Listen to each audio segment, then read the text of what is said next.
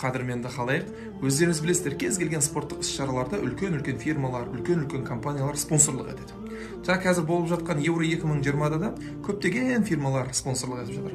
Солардың ішінде Хенкс деген жаңағы сыра шығаратын фирма да бар.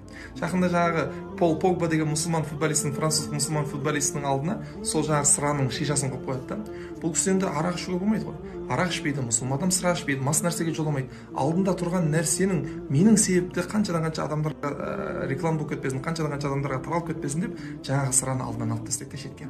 Сол кезде субханалла қаншадан қанша адамдар жатып келіп көрді. Өзіміздің мұсылман қазақтардың өздері жатып келіп, мынаған не жоқ? Рональдоға ғой жарасады ана коланы алып тастаған. Мынаған не жоқ десейші деп соны бір төмен санап көрді. Субханалла, бүгін жаңа Евро 2020 қарар қабылдады. Қандай? Мұсылман футболистерінің алдына сыра қойылмасын, алкогольдік ішімдіктер қойылмасын деп. Көрдіңіздер ме? Күнәні өзгертуге деген талпыныс қалай үлкен әсер береді. Алла амандық